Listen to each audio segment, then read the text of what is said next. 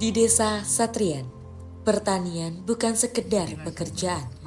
Bagi sebagian masyarakat, bertani adalah bagian dari kehidupan yang telah dijalani dari generasi ke generasi.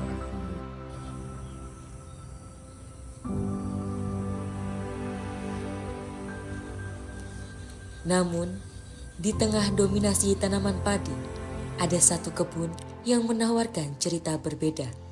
Sebuah kebun kelengkeng dan seorang petani yang memilih untuk tetap bertahan. Ketertarikan saya untuk menanam pohon kelengkeng terutama di kebutuhan yang semakin menipis karena impor dari kita juga banyak dari kelengkeng dari luar, makanya ini saya produksi dari dalam ini mudah-mudahan bisa menghasilkan kualitas kelengkeng yang spesial, yang unggul. Kami ciptakan ini kelengkeng dari Katuk Inggris.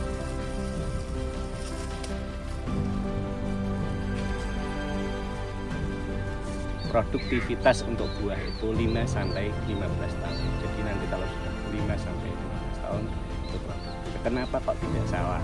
Karena saya petani milenial. Yang pertama mencari tukang cangkul itu pertama susah mas untuk mencari. Saya maksudnya bukannya takut kotor, saya sudah biasa kotor tanam. Kalau ini bersih. Dalam arti saya tidak harus panas-panasan di sawah.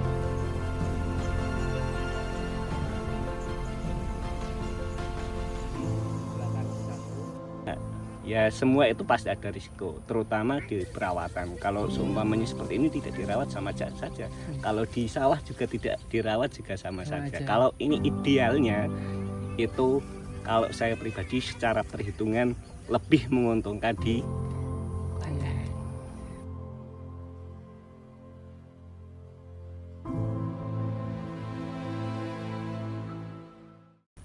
Yang paling sering itu pruning. Pemangkasan harus rapi di atas. Tentunya sebelum pemangkasan itu ada perawatan, ada disiram, dikasih pupuk, dirabuk, disemprot dan lain sebagainya. Tapi yang tidak kalah pentingnya itu adalah pruning. Tidak akan terjadi pohon itu serindang seindah seperti ini kalau tidak di pruning.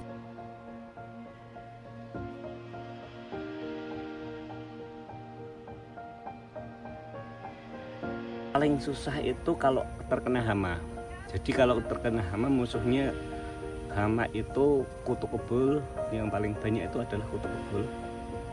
Kutu kebul itu harus sering-sering kita semprot spray. Harus jamur kayak gini kan, yang pertama pestisida masuk cerdas sama insektisida.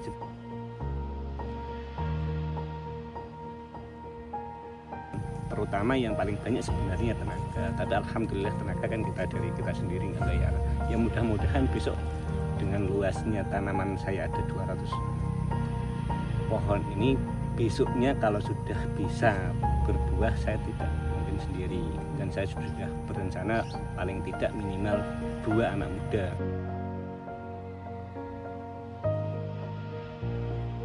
Oh iya, kalau penjualan kita sudah tidak repot. Kalau dulu mungkin kita punya rekanan, kita punya teman-teman yang ada di sekolahan juga di SMP itu. Kebetulan istri juga membantu untuk penjualan. Itu alhamdulillah banyak dan masih mencukupi. Terus dengan banyaknya branding yang saya dapat, dalam arti sudah di kecamatan di mana kan ada kelengkeng, mana tetap Satrian tetap maksudnya ke sini. Kalau ini yang dibutuhkan itu NPK, N-nya untuk daun, P-nya untuk bunga, lebih banyak potasiumnya. Kalau ini kaliumnya lebih banyak daripada nitrogen. Nitrogen itu N itu untuk daun, sama kalium itu untuk buah. Di desa Satrian ini sebenarnya cocok sekali untuk tanaman buah apapun, karena tempat lokasinya kita berdekatan dengan gunung-gunung. Dalam arti kita di bukit ini kan ada gunung-gunung, airnya juga melimpah seperti itu. Jadi paling strategis. Tahun 2009 kita pioner untuk branding, untuk nama desa yang mau dicolokkan, mau di desa itu mau diperkenalkan, diunggulkan apa? Itu di buah jambu kristal yang saya tanam di belakang ini, Mas. Semarin mangane tengkek nganu, Bek. Kae yuyu dipangani ra.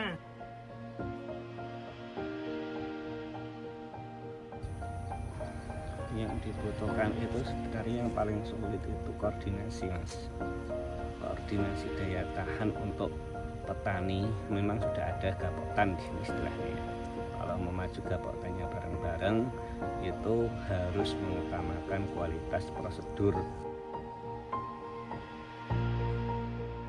SOP-nya itu banyak yang tidak dilaksanakannya, terutama ya mana ada seumpamanya tidak dikasih makan, tidak dikasih modal, tidak dikasih itu mau hasilnya kan mintanya free, tidak dikasih apa-apa tapi panenannya bagus, dan ya itu tidak mungkin, harusnya sesuai SOP. Nah, keterbenturannya biasanya tetap di modal. Untuk kebun ini bisa menjadi percontohan sama yang lain karena kita juga mengajak dari warga untuk tanam. Silahkan mau tanam, dulu juga tak kasih untuk bibitnya. Yang sudah tanam ya bisa dipotong, bisa dinikmati, bisa mau makan kelengkeng itu tidak harus beli.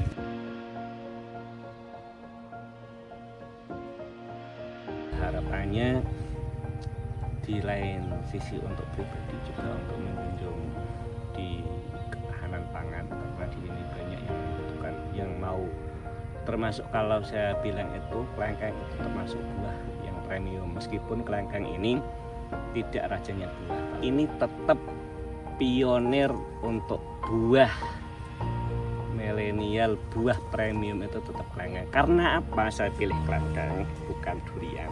Pertama, rawatannya memang mudah, ini kelengkeng daripada durian. Tapi kalau di sini yang paling mendukung, yang paling tepat itu kelengkeng. Ketahanannya dari hasilnya juga, ketahanannya pohon ini meskipun kering berapa tetap masih banyak yang kuat.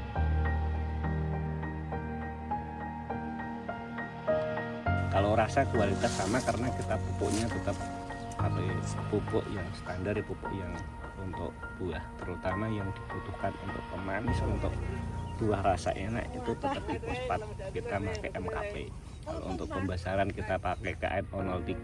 Kalau untuk lebih besar lagi kita bisa dialokasikan untuk yang lebih besar KCL-nya mungkin dengan mahkota.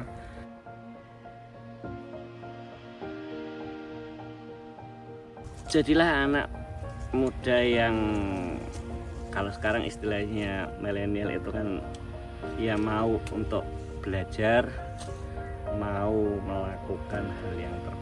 Dalam arti untuk anak muda jangan malas-malasan tergoda dengan bermain, entah itu PS, entah itu HP, entah itu begadang, entah itu bermain, tapi mengarah yang positif untuk usaha.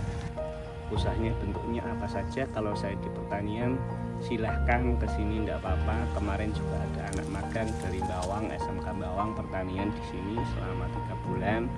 Itu di sini juga kita belajar bareng-bareng. Ada yang saya belum ketahui sharing, ada yang sudah saya ketahui saya kasihkan ilmunya sama anak-anak muda. Yang penting mau action, mau beraktivitas, syukur-syukur bisa mau berkebun. Kalau berkebunnya kan biasanya anak sekarang itu kalau di sawah itu malas ya. Dalam arti malas, selain panas juga hadapannya dengan yang kotor-kotor kalau pas pertama itu. Sebuah pilihan yang mungkin terlihat sederhana, namun mempertahankan sebuah kebun tidak selalu mudah. Ada waktu, tenaga, biaya, risiko, dan ketidakpastian yang harus dihadapi.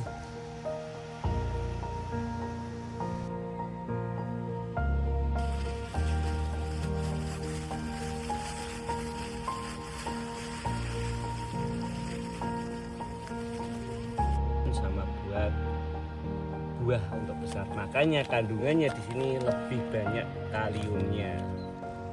Dari satu kebun kecil, mungkin tumbuh sebuah harapan bahwa di Desa Satrian masih ada potensi pertanian yang layak untuk dijaga dan dikembangkan.